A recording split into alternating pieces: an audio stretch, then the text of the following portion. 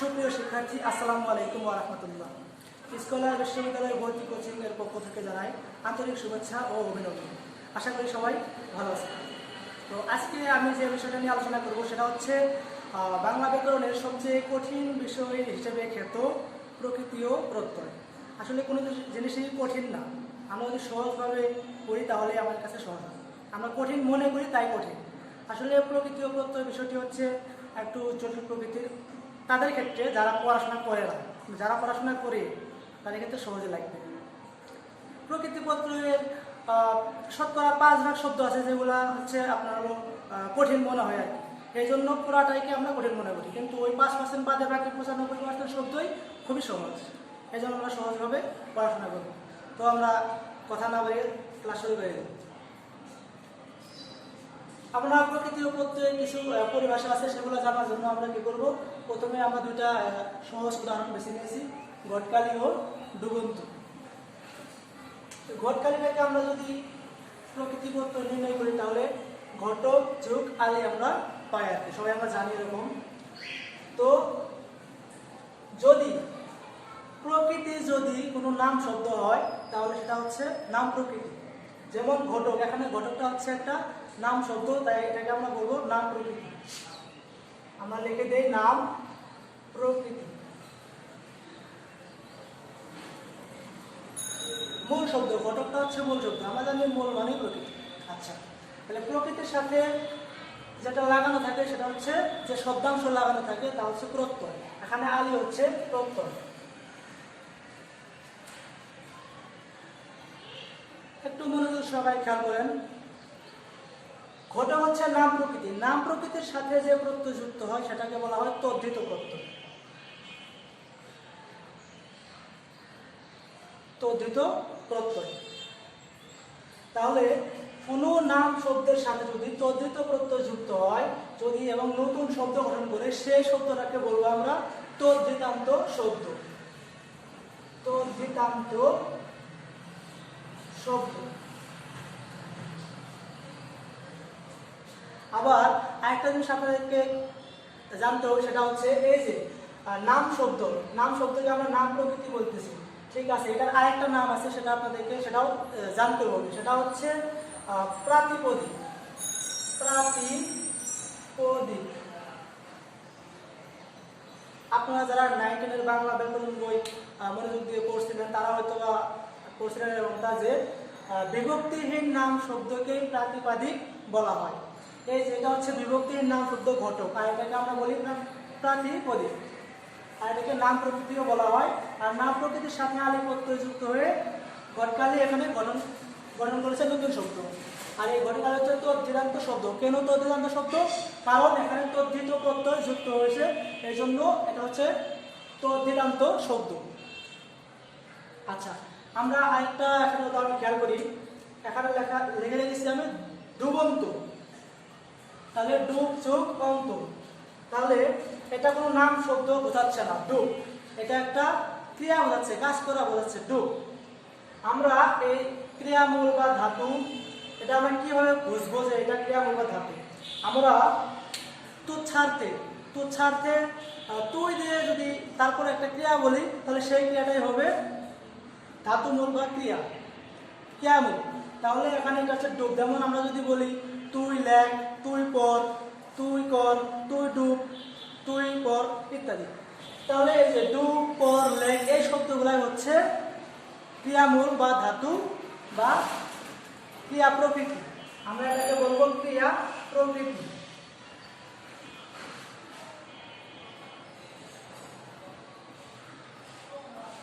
আর ক্রিয়া প্রকৃতির সাথে যে প্রত্যয় যুক্ত হয় একে আমরা বলবো কৃৎ প্রত্যয়। কৃৎ প্রত্যয়। আবার এই ক্রিয়ামূল বা ধাতু এর সাথে কৃৎ প্রত্যয় যুক্ত হয়ে যে নতুন শব্দ গঠন করে এটাকে বলা হয় কৃদন্ত শব্দ। আমরা এখানে লিখি কৃদন্ত শব্দ।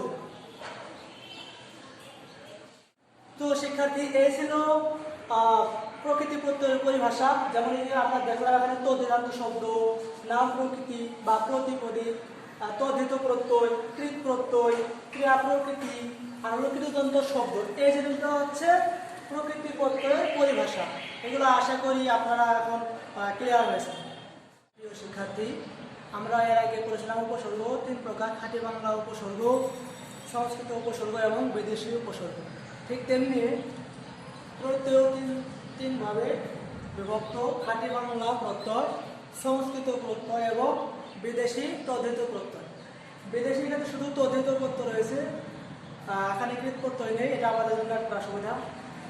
আর সংস্কৃত প্রত্যয় কৃত প্রত্যয় তদ্ধিত প্রত্যয় রয়েছে, আর খাঁটি বাংলার মধ্যেও কৃত প্রত্যয় রয়েছে, তদ্ধিত প্রত্যয় রয়েছে।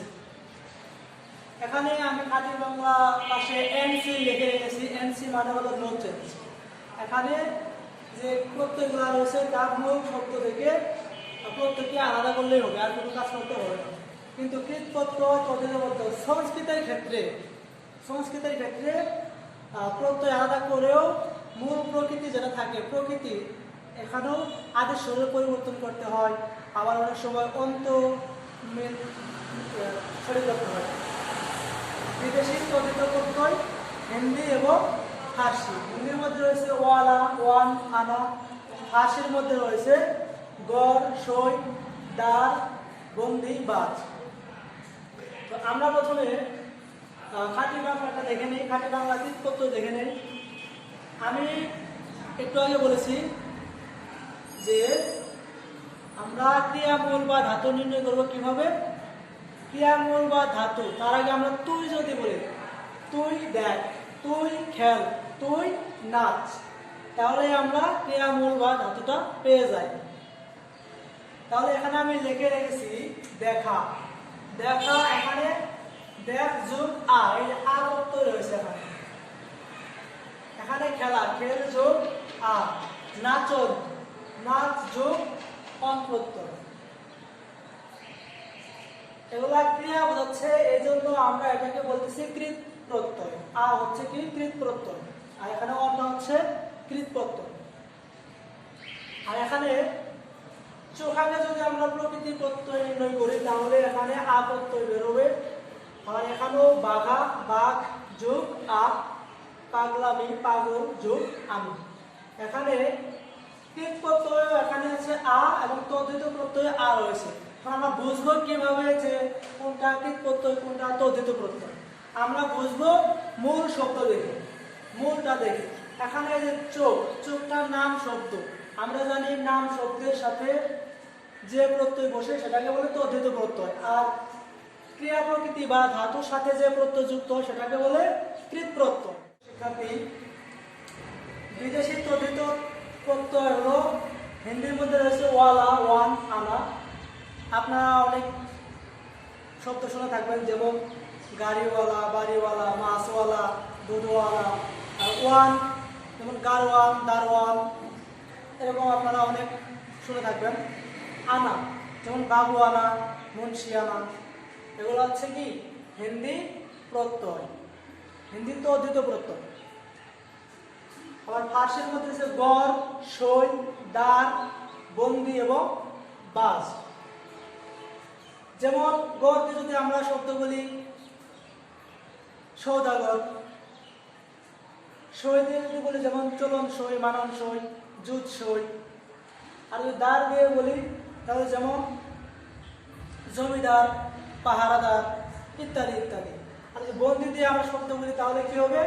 রাজবন্দি, নজরবন্দি, জবানবন্দি ইত্যাদি। বাস, বাস দিয়ে আমার বলতে হবে না, আপনারা অনেক কিছু জানেন। আপনারা এই বাস দিয়ে অনেক কিছু বলতে পারেন, ঝুঁকাবাস, চাপাবাস, ধাপ্পাবাস ইত্যাদি ইত্যাদি। কিন্তু সই, দুইটা সই এখানে প্রত্যয় হবে না। যেমন নাম সই এবং টিপ সই। এই নাম সই আর টিপ সই স্বাক্ষর করা বোঝায়, এই জন্য এই সইটাকে আমরা প্রত্যয় বলতে পারি না। এখানে নাম সই বলতে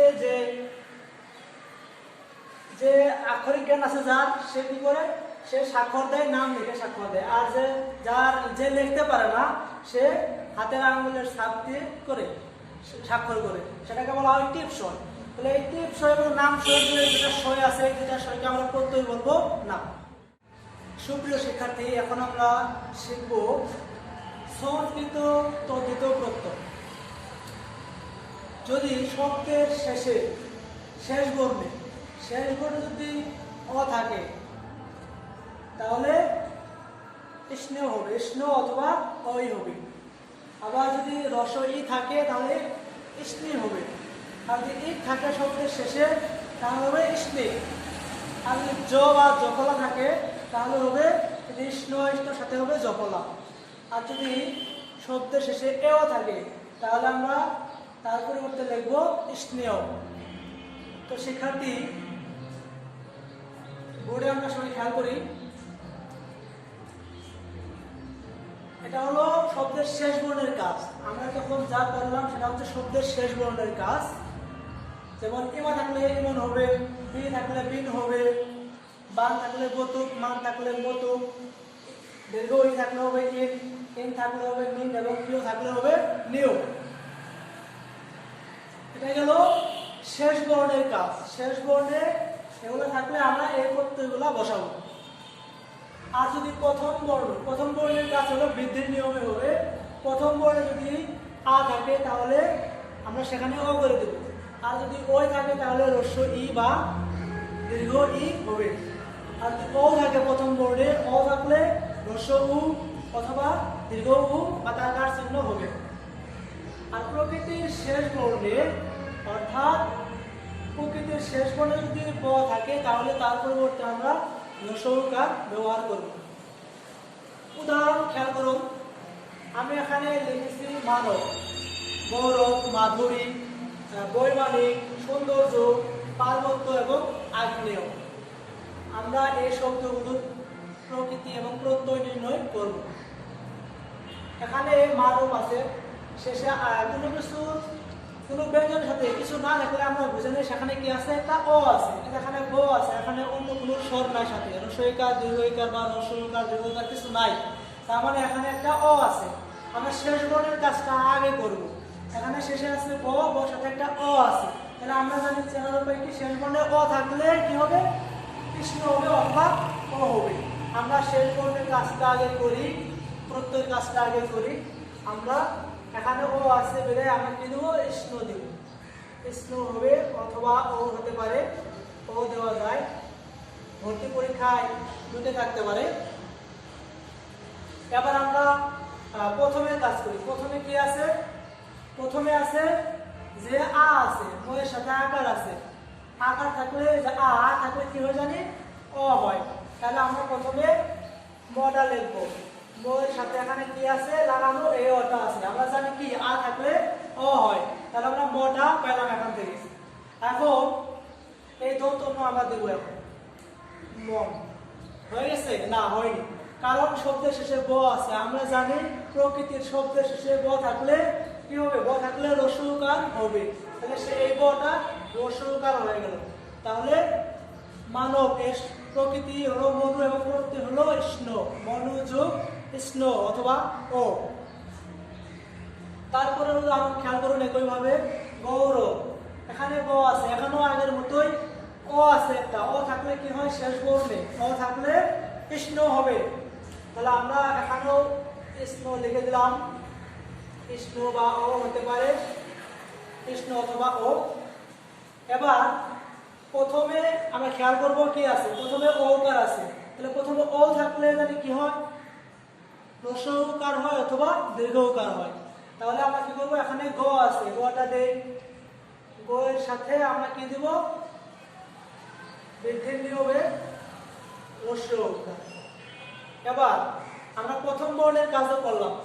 এখানেও তারপর আছে র, রটা লিখলাম, র। এবার শেষে ব থাকলে রস্যকার হয়। এই যে প্রকৃতির শেষে ব থাকলে কি হবে, রস্যকার হবে। তাহলে আমরা এই ব আছে এখানে, এর জন্য আগের উদাহরণের মতো আমরা এখানে রস্যকার ব্যবহার করব। তাহলে গৌর যোগ কৃষ্ণ, এটার মূল শব্দ হলো গৌরব। প্রকৃতির প্রত্যয় নির্ণয় করলে হবে গৌর যোগ কৃষ্ণ। পরের উদাহরণটা খেয়াল করুন সবাই।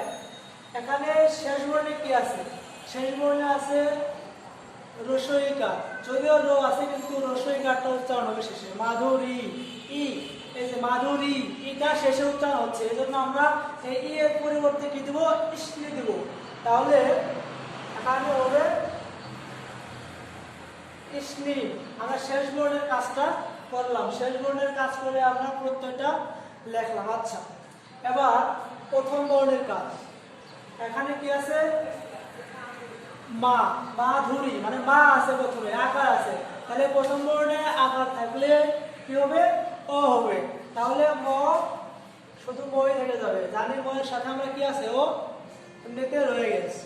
আচ্ছা, তাহলে মটা হলো, তারপর কি আছে, ধর সুতার ধুটা আছে, আমরা আবার দিয়ে দিলাম, তাহলে মধু, মধু যুগ ইসনি, এটা হলো মাধুরী। একইভাবে পরের উদাহরণটা খেয়াল করুন মনোযোগ সহকারে। এখানে লিখে রেখেছি বৈমানিক, এখানে বৈমানিক, ইক রয়েছে, ইক থাকলে কি হয়, ইসনিক। তাহলে আমরা ইসনিকটা লিখি, শেষ বর্ণের কাজ আগে করি আমরা, তাহলে সুবিধা হবে আমাদের জন্য। তাহলে আমরা শেষ বর্ণের কাজ করলাম, ইক আছে, বৈমান ইক, তাহলে ইক থাকলে ইসনিক। এবার আমরা প্রথম বর্ণের কাজ করি, প্রথম বর্ণে আছে ঐকার, ঐকার থাকলে আমরা জানি কি হয়, রস্বই বা দীর্ঘই হয়। আমরা লিখি রস্বই বি, আমরা এখানে যে ইকের পরিবর্তে ইসনিক লিখে ফেলছি, তাহলে এখানে আর ইক শব্দটা থাকবে না, ইকটা থাকবে না, শুধু থাকবে ময়াকার মা তন্তন্য, এইটা থাকবে। আমরা ময়াকার মা তন্তন্য লিখে দিলাম, তাহলে কি হলো, বিমান যুগ ইসনিক। বিমানটা হলো প্রকৃতি, ইসনিকটা হলো প্রত্যয়। তারপর একটা খেয়াল করুন সবাই, সৌন্দর্য, জ থাকলে কি হয়, জ থাকলে হয় স্নো সাথে জফলা, তাহলে আমরা লিখে দিই স্নো সাথে জফলা লিখে দিলাম। এবার প্রথম বর্ণে কি আছে, ঔকার আছে, ঔকার থাকলে কি হয়, উকার হয়, তাহলে লিখলাম আমরা ঔকার, সাথে দন্ত নয় ধর রয়েছে, এবং এখানে এই রেফটা র হয়ে যাবে, রেফটা পূর্ণরূপ র বসে যাবে, সৌন্দর্য কৃষ্ণ, এটা হবে কি সৌন্দর্য। তারপরে উদাহরণ খেয়াল করুন সবাই, একটু মনোযোগ সহকারে দেখলেই বুঝতে পারবেন। পার্বত্য, জফলা রয়েছে শেষে, জফলা থাকলে জানি কি হয়, জ অথবা জফলা থাকলে কৃষ্ণ সাথে জফলা হয়। আমরা শেষ বর্ণের কাজ আগে করি, পরে প্রথম বর্ণের কাজ করব, কৃষ্ণ সাথে জফলা। সবাই কি আছে, প্রথম বর্ণে আকার আছে, তাহলে আকার থাকলে কি হয়, প্রথম বর্ণের বৃদ্ধির নিয়মে, এই যে আমি এখানে লিখে রেখেছি, সবাই খেয়াল করুন, আ থাকলে অ হয়, তাহলে প থেকে যাবে এখানে প, আর বাকিটা থাকবে পর্বত। আর জফলার পরিবর্তে আমরা এখানে লিখেছি স্নো সাথে জফলা। পরে উদাহরণটা খেয়াল করুন, খুব সহজ, কঠিন করে নেওয়ার কিছু নয়। আগ্নেয়, কি আছে, এও আছে, আগ্নেয়, এও থাকলে কি হয়, স্নেহ। আমরা শেষ বর্ণের কাজ করলাম, স্নেহ লিখে দিলাম, স্নেহ। এখন আছে কি, দেখেন আপনারা সবাই, এখন আছে আ, থাকলে কি হয়, অ, এখন সরাসরি আটা লেখা আছে, আমরা অটা লিখব, ও, আ থাকলে হবে ও। এখন বাকি আছে গো আর দন্ত সাথে লাগানো, সংযুক্ত। এখন শেষ কাজ, না শেষ হয়নি, অগ্নযুগ কৃষ্ণ, অগ্নযুগ আমরা কিছু জানি না, এখানে এটা কি হবে, আমরা একটা রস্বইকার দিয়ে দেবো, এখানে কি হবে, অগ্নি, তাহলে অগ্নিযুগ স্নেহ, কি হলো, আগ্নেয়। তাহলে এইভাবে আমরা প্রকৃতি পত্র খুব সহজেই নির্ণয় করতে পারি। শেষ বর্ণের কাজটা আমরা সবসময় আগে করব, তারপর প্রথম বর্ণের কাজ করবো আমরা। প্রথম বর্ণে স্বরে আ, ওই, ও থাকলে এইভাবে পরিবর্তিত হবে, এবং প্রকৃতির শেষ বর্ণে যদি ম থাকে তাহলে রস্বইকার হবে। তো শিক্ষার্থী বন্ধুরা, আশা করি আপনারা সংস্কৃত তদ্ধিত প্রত্যয় খুব সহজেই ধরতে পেরেছেন, কেস করতে পেরেছেন। শিক্ষার্থী বন্ধুরা, এতক্ষণ আমরা এই বক্সের প্রকৃতি প্রত্যয় নির্ণয় করলাম। এখন আমরা এই যে এই বক্সে রেমা থাকলে মন হয়, বে থাকলে বেন হয়, বান থাকলে বোতল হয়, মান থাকলে মতো, আমরা আবার এই বক্সের গুলো উদাহরণ দিয়ে বোঝাই। এসব উদাহরণের মাধ্যমে আমরা এগুলো বোঝার চেষ্টা চেষ্টা করি, দেখুন একটু মনোযোগ সহকারে খেয়াল করেন।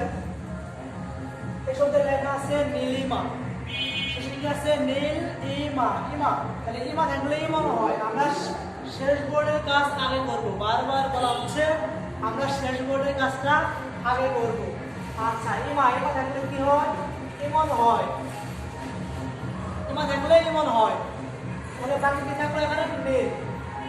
তাহলে প্রথম বোর্ডে এখানে কোনো কাজ নাই, আমরা লক্ষ্য করতেছি কোনো কাজ নাই, তাই আমরা কোনো কাজ করতেছি না। তাহলে নীল যুগ ইমন, ইমা থাকলে ইমন হয়, বিন থাকলে কি হয়? বিন হয়।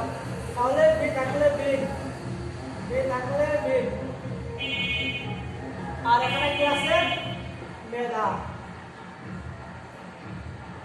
মেধা যোগ বিন, মেধাবী। তাহলে গুণ বান, বান থাকলে কি হয়? বানের পরিবর্তে বতু হয়। তাহলে আমরা লিখি বানের পরিবর্তে লিখবো আমরা বতু। বাকি আছে গুণ, তাহলে গুণ যোগ বতু, গুণবান। আর বুদ্ধিমান, মান থাকলে বতু হয়, মান থাকলে বতু। আর বাকি আছে কি? বুদ্ধি।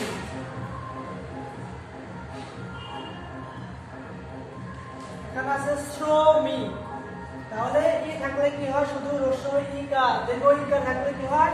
ইন হয়। আমরা লিখি ইন। এখানে আছে শুধু দীর্ঘ ইকার, শুধু শ্রমিক, ই থাকলে ইন। আর শুধু এখানে থাকবে কি? শ্রম। বাকি আছে শ্রম, শ্রম যোগ দীর্ঘ ই থাকলে ইন, এটা হলো শ্রমিক। আর নবীন, বিন থাকলে কি হয়? ইন।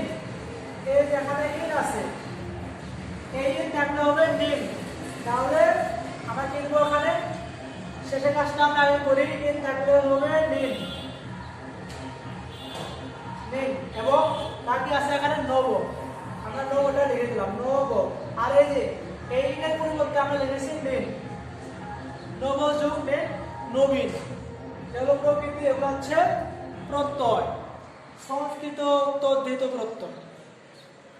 এখানে আছে বায়বীয়, তাহলে শেষে কি আছে দেখুন মনোযোগ সহকারে একটু। দীর্ঘ ই আছে এবং অন্তস্থ আছে, তাহলে ইও, ইও থাকলে কি হয়? নিয় হয়। তাহলে আমরা লিখি শেষ বর্ণের কাজ আগে করি, নিয়, নিয় লিখলাম। নিয় লেখার পর আমরা নিয় লেখলাম কার পরিবর্তে? ইওর পরিবর্তে। তাহলে ইও বাকি, ইও ছাড়া আর কি আছে এখানে? বায়ব, এটা আছে। আমরা লিখলাম বায়ব। হয়ে গেছে কি? না, হয়নি। কারণ শেষ বর্ণে যদি ব থাকে সেটা কি হয়ে যায়? শেষ প্রকৃতির শেষ বর্ণে ব থাকলে রস্যকার হয়, তাহলে আমরা বটা রস্যকার করে দিলাম। বায়ু, বায়ু যোগ নিয়, বায়বীয়। তাহলে আশা করি সংস্কৃত তদ্ধিত প্রত্যয় নিয়ে আমাদের আর কোনো টেনশন নেই। সুপ্রিয় শিক্ষার্থীবৃন্দ, আশা করি আমরা তদ্ধিত প্রত্যয়, সংস্কৃত তদ্ধিত প্রত্যয় অলরেডি বুঝতে পারছি। এবার আমরা শিখবো সংস্কৃত কৃত প্রত্যয়। শব্দের শেষ বর্ণে যদি অ থাকে, অ থাকলে আমরা কি লিখবো? ঘয় অথবা অ। যদি জ থাকে তাহলে ঘ্যান লিখবো। আর যদি অম থাকে তাহলে অনক প্রত্যয় লিখবো আমরা। আর শব্দের শেষে যদি অক থাকে তাহলে নক। আর যদি মান থাকে তাহলে সারচ। তা বা ধা থাকলে ত্রিচ, তো বা ধ থাকলে কৈত, এবং তি বা ধে থাকলে হবে কৈতি। আর যদি অন্তস্থ অ থাকে তাহলে এই পরিবর্তে আমরা অন লিখবো, এবং এখানে আমি ব্রেকেটে লিখেছি প্রথম বর্ণে রস্যইকার হবে। তো আমরা সরাসরি উদাহরণে চলে যাই। আমি এখানে লিখেছি পা, একটা শব্দ। আমরা জানি শব্দের শেষে কোনো স্বর না থাকলে সেখানে কি থাকে? অ থাকে। এখানে ক এর সাথে কি আছে? অ রয়েছে। এখন আমরা এ অর পরিবর্তে আমরা কি লিখবো? ঘয়। কারণ আমরা শেষের কাজ আগে করি, শেষ বর্ণের কাজটা আমরা সবসময় আগে করব। এখন আমরা অ এর পরিবর্তে লিখবো ঘয়, ঘয়, অথবা ও লিখতে পারেন আপনারা। তাহলে আমরা ও এর পরিবর্তে ঘয় লিখলাম। এখন আমাদের প্রথম বর্ণের কাজ। আমি এখানে লিখে দিয়েছি প্রথম বর্ণে গুণের নিয়মে হবে। যদি আ থাকে তাহলে উঠে যাবে, আটা উঠে যাবে। আর যদি অর অথবা আর থাকে তাহলে এর পরিবর্তে রি হবে। এ থাকলে রস্যই বা দীর্ঘ ইকার হবে। আর ও থাকলে রস্যু বা দীর্ঘ হবে। আর সরাসরি যদি রস্যু থাকে এর পরিবর্তে আমরা ব দেখব। এবং ধাতুর শেষ বর্ণে যদি ক পাই আমরা, তাহলে ক এর পরিবর্তে আমাদের চ লিখতে হবে। এবং গ থাকলে বর্গীয় জ হবে অথবা হ, আর দ থাকলে ধ হবে। এখন আমরা এই উদাহরণটা খেয়াল করি। আমরা এখানে ও চিহ্ন বিদায় আমরা এখানে কি দিছি, ঘইও দিছি। আচ্ছা, এবার বাকি কি আছে, পাক আছে। তাহলে এই আকারটা এখানে আর পরিবর্তে আমরা জানি কি হয়, সেটা উঠে যায়, অন্য কিছু বসে না। তাহলে আমরা আটা তুলে দিই, শুধু ক দিই, ক, আর এখানে আছে ক। শেষে আমরা জানি ধাতু শেষ বললে ক থাকলে কি হয়, চ হয়। তাহলে এখানে ক আছে, এজন্য আমরা চ দিব। তাহলে চ দিলাম আমরা, পট। এখন কাজ কি শেষ? না, শেষ হয় নাই, কাজ এখনো শেষ হয় নাই। আমরা জানি যদি প্রকৃতিটা ধাতু হয় তাহলে ধাতুযুক্ত চিহ্ন দিতে হবে আমাদের। তাহলে আমরা এখানে ধাতুযুক্ত চিহ্নটা দিয়ে দিই। আমরা জানি রুটটা হচ্ছে ধাতুযুক্ত চিহ্ন, এটা মূল। তাহলে এরপরেও উদাহরণটা খেয়াল করুন, আপনারা সবাই মনোযোগ সবাই খেয়াল করলে বুঝতে পারবেন। কার্য, আচ্ছা আমি লিখেছি জ, শেষ বর্ণে জ থাকলে কি হবে, ঘ্যান হবে। আচ্ছা এখানে কার্য, সেটা জ আছে, এই জন্য আমাদের কি করতে হবে, শেষ বর্ণের কাজটা আগে করতে হবে। জ এর পরিবর্তে কি লিখবো, ঘ্যান, ঘ্যান লিখবো। তারপর কি হয়েছে, তারপর প্রথম বর্ণের কাজ। এখানে আমরা দেখতেছি কার, ঠিক আছে, ক এর সাথে কি আছে, একটা স্বরবর্ণ আ আছে, আ এবং এই জায়গায় পরে আছে রেফ আর। তাহলে কার, এই জায়গায় আর থাকলে কি হবে, আমরা এই জায়গায় লিখে রেখেছি, দেখুন আপনারা মনোযোগ সহকারে দেখলেই বুঝতে পারবেন। আর থাকলে রি হবে, আর থাকলে কি হবে, রি হবে। তাহলে আমরা এই যে এখানে আ আর রেফ আর, এই আর এর পরিবর্তে আমরা কি দেবো, এই যে ক এর সাথে এই কারটা দেবো। আর জ এর পরিবর্তে আমরা এখানে ঘ্যান লিখেছি। তাহলে আশা করি আপনারা এটা বুঝতে পারছেন, খুব সহজ, কঠিন করে নেওয়ার কিছু নয়, সহজ করে নিলেই সহজ লাগবে। তাহলে কি একটা ধাতু, আমরা জানি ধাতু চিহ্ন দিয়ে ধাতুকে সেটা বোঝাই দিতে হয়। আচ্ছা, এরপর পরের উদাহরণে খেয়াল করুন, লেখা আছে দর্শন। দর্শন শেষে কি আছে, অন আছে, একটা অন। আমরা জানি অন থাকলে কি হবে, অনট প্রত্যয় হবে। তাহলে আমরা আমাদের পরিবর্তে এখানে অন আছে, তাহলে অবশ্য এর সাথে একটা অ আছে, আর আমরা এখানে বললাম না অন, তাহলে অন থাকলে অনট হয়। তাহলে আমরা এখানে অনটটা লিখি, অনট প্রত্যয়। আমরা বর্ণের শেষের কাজগুলো আগে করবো, তারপর প্রথমে দেখব। এখানে আছে দর্শন। আচ্ছা, দ এর সাথে একটা অ আছে, আমরা জানি দ এর সাথে কি আছে, একটা অ আছে। আচ্ছা, অ আর হলো রেফ, অর। তাহলে অর এর পরিবর্তে কি হবে, রি হবে। তাহলে আমরা এখানে দটা লিখি, তাহলে অর এর পরিবর্তে হলো রি। আচ্ছা, তারপরে আছে তালব্য দৃশ্য। তাহলে দৃশ্য যোগ অনট। তাহলে যেহেতু আমরা কৃত প্রত্যয় করতেছি এগুলা, তাহলে কৃত প্রত্যয়ের প্রথম অংশটা কি হচ্ছে, ক্রিয়া প্রকৃতি বা ক্রিয়ামূল বা ধাতু। এর জন্য আমাদের প্রত্যেকবারই ধাতুরূপক চিহ্নটা লিখতে হবে, দৃশ্য যোগ অনট। তারপরে উদাহরণটা খেয়াল করুন, কারক, আমি লিখেছি কারক। তাহলে শেষে কি আছে, অক, অক থাকলে কি হবে, ন। তাহলে এই যে র, এখানে এই র এর সাথে একটা অ আছে। আমরা জানি কোনো স্বর না থাকলে ও থাকে, তাহলে অ আছে, শেষে হলো ক, অক। তাহলে আমরা এই অকের পরিবর্তে কি লিখবো, প্রত্যয় ন। তাহলে আমরা লিখলাম ন, ন প্রত্যয়। এখন বাকি কি আছে, কার, কার আছে এখানে। তাহলে কটা আমরা লিখি, কটা লেখা থাকলে থাকলে হলো সয়া, এই যে আ, আর। তাহলে আর থাকলে কি হবে, রি হবে। তাহলে আমরা রি কাটটা লাগাই দিলাম, রি যোগ ন। তাহলে আমরা ধাতুত্বক চিহ্নটা দেই। আচ্ছা শিক্ষার্থী বন্ধুরা, পরের উদাহরণটি খেয়াল করুন, লেখা আছে বর্ধমান।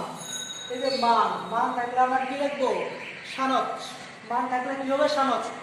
এসব আপনাদের মুখস্থ রাখতে হবে যে অ থাকলে ভয় হয়, জ থাকলে জ্ঞান হয়, অন থাকলে অনট হয়, অক থাকলে নক হয়, মান থাকলে সানচ হয়। এগুলো মুখস্থ রাখতে হবে।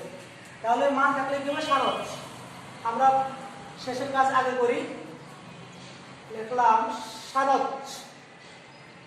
আচ্ছা, তাহলে প্রথমে কি আছে, বর্ধ।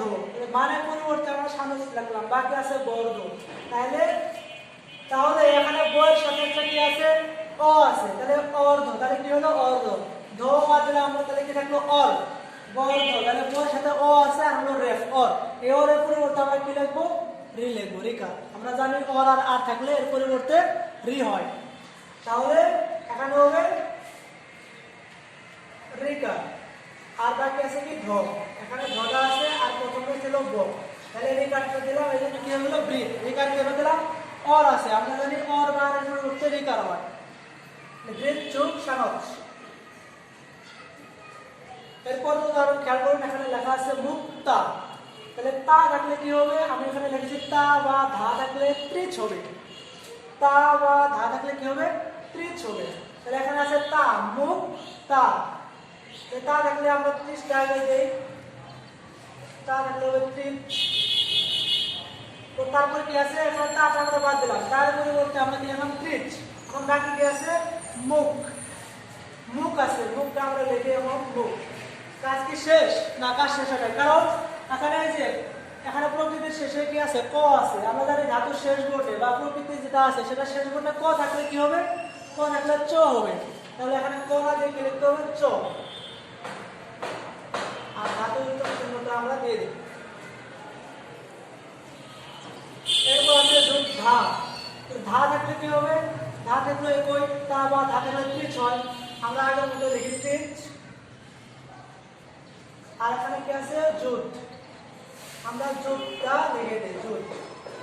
কাজ কি শেষ, এখনো শেষ হয় না, কারণ হলো এখানে উকার আছে, আমরা যদি উকার থাকলে রসুকার হয়, তাহলে উকারটা আমরা বাদ দিয়ে কি লিখবো, রসুকার, যোগ,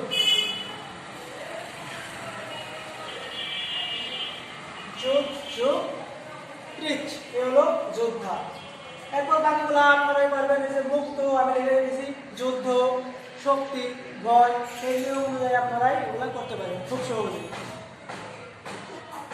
তারপরে খেয়াল করুন, এখানে আমি লিখে রেখেছি নিচে যে তব্য, অনিয়, বর এবং ইষ্টে, এখানে লিখেছি কি এনসি, এনসি মানে হলো নো চেঞ্জ, তার মানে তব্য, অনিয়, বর, ইষ্টে এগুলোর কোনো চেঞ্জ নেই। উদাহরণ খেয়াল করুন, উদাহরণ খেয়াল করলে বুঝতে পারবেন, যেমন কর্তব্য, কর্তব্য, তাহলে তব্য থাকলে কি হবে, তব্য থাকবে, কোনো চেঞ্জ হবে না, আমরা তব্য লিখলাম। এরপর কি আছে এখানে কর, কর সাথে কি আছে একটা, আমরা আগের মতো জানি কর সাথে ও আছে সুর, তাহলে ও আর হলো রেফ র অর, তাহলে অর থাকলে কি হবে, রিকার হবে, রি হবে, তাহলে কটা লিখলাম আমরা, ক লিখে এই ওর পরিবর্তে রিকার। কর্তব্য, তাহলে এই যে তব্য, অনিয়, বর, ইষ্টু এগুলোর কোনো পরিবর্তন নেই। একটা উদাহরণ লক্ষ্য করুন, যেমন লেখা আছে করণীয়, করণীয়, তাহলে অনিয় থাকলে কি হবে, অনিয় হবে, তাহলে এখানে আছে অনিয়। আর কি আছে কর, আগের মতো কর থাকলে কি হয়, এরপর আছে বর, যেমন ঈশ্বর, এই যে এখানে ব আছে, বলা আছে বর, তাহলে বর, বরের পরিবর্তে আমরা কোনো কিছু লিখতে পারি না, বরের পরিবর্তে বরই হবে, নো চেঞ্জ। এটা আমি এখানে লিখে রেখেছি এনসি, এনসি মানে হলো নো চেঞ্জ, তাহলে এখানে হবে কি বর, আর হলো বাকি যা আছে তাই ইস। এই কোটা লক্ষ্য করুন, যেমন ইষ্ণু আছে, ইষ্ণুর কোনো পরিবর্তন নেই, যেমন চলিষ্ণু, চলিষ্ণু, তাহলে এই যে চল আছে আর কি আছে ইষ্ণু, তাহলে আমরা ইষ্ণুটাকে আলাদা করে লিখি, ইষ্ণু, ইষ্ণু প্লাস প্রথমে কি আছে, তাহলে ক্রিয়া এবং চল, এই হলো চল, তাহলে চল যোগ ইষ্ণু, ইষ্ণুর কোনো পরিবর্তন নেই, যা থাকবে তাই, তাহলে চল ইষ্ণু। শিক্ষার্থী বন্ধুরা, আশা করি প্রকৃতি প্রত্যয় আজকে অনেকটাই ধারণা চলে আসছে। সুপ্রিয় শিক্ষার্থীবৃন্দ, আজকের প্রকৃতি ও প্রত্যয়ের সম্পর্কে যে ক্লাসটা ছিল এ পর্যন্তই, তো আবার আগামী ক্লাসে দেখা হবে, আসি, আল্লাহ হাফেজ।